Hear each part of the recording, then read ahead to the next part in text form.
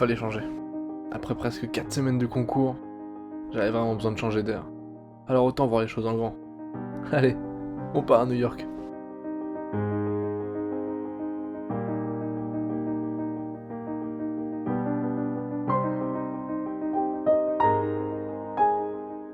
Après une petite escale en Suisse, on est parti.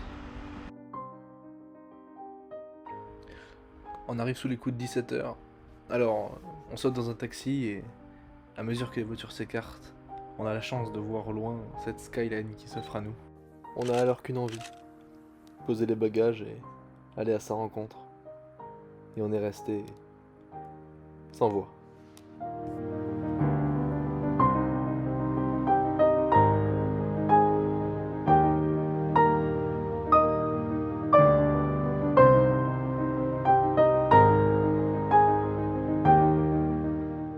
Après s'être pas mal baladé dans Brooklyn, il est temps d'aller se reposer un peu avant de commencer une grosse journée.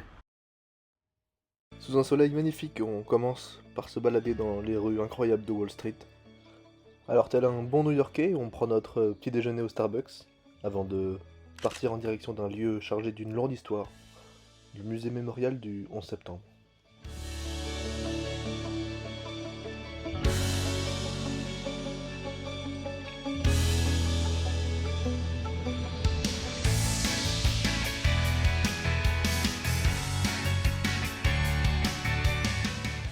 Le musée permet alors vraiment de comprendre comment cette catastrophe a été vécue dans le cœur de la ville, retraçant les événements en observant des restes ayant pu être conservés comme un camion de pompiers ou encore un escalier présent dans une des deux tours.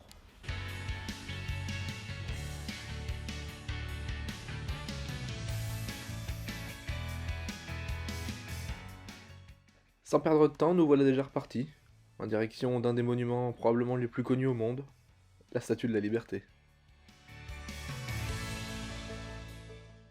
Il nous faudra alors prendre un ferry pour se rendre sur Liberty Island, là où se trouve la statue.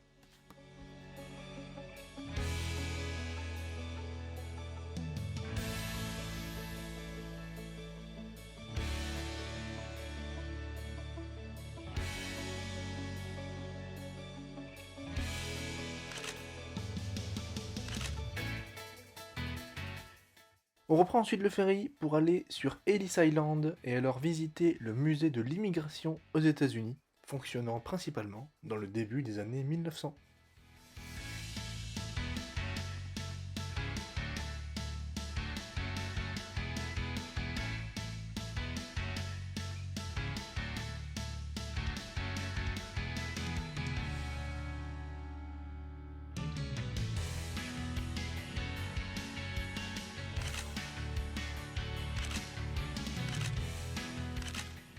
Place ensuite un petit encas avant de se balader sur Broadway pour se diriger tout en haut du One World Trade Center.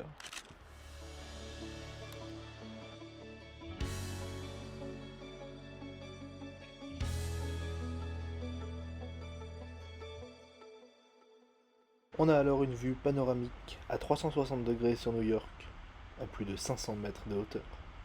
Vient alors la soirée et je vais vous emmener avec moi pour une petite balade nocturne. Salut, on va passer une soirée ensemble à New York. Là, on est dans le sud de Manhattan. On va remonter jusqu'à Times Square. C'est parti?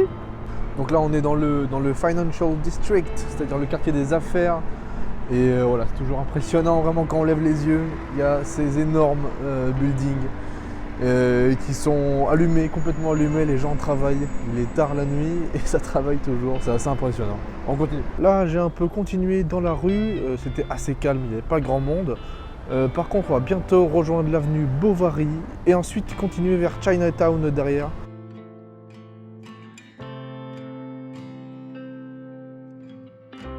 Ok les gars, au vu de toutes les inscriptions qu'il y a derrière moi, qui sont intégralement écrites en chinois, je pense que on est dans Chinatown.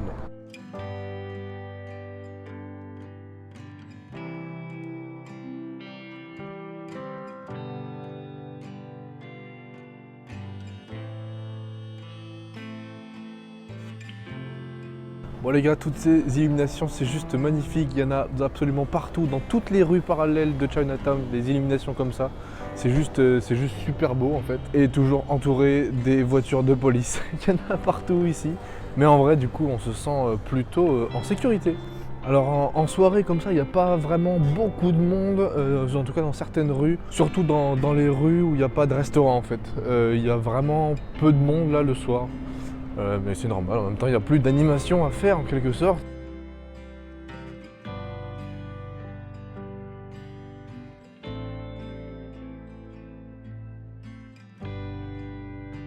Ok les gars, j'ai l'impression de voir des écrans.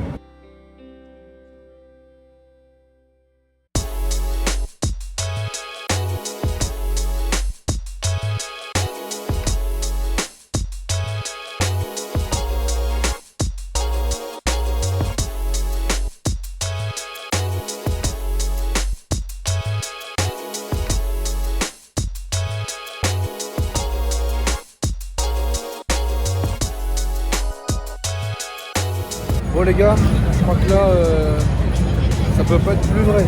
Je voulais du monde, j'en ai trouvé. Les gars, Times Square, c'est incroyable. Vraiment, il y a des écrans partout. On se croirait en plein jour, il y a un monde de fou. Et vraiment, c'est incroyable. Ce qu'il y a de bien ici, c'est que vraiment, genre, il y a tellement de monde qu'en fait, tu t'en fous, genre. Vraiment, chacun fait ce qu'il veut. C'est vraiment incroyable. Et bah voilà les gars, profitez de ces images, moi aussi j'en profite.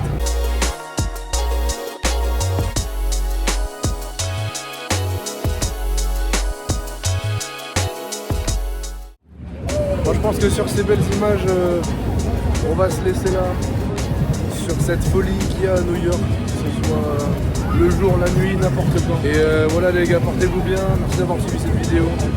Et à la prochaine, allez salut!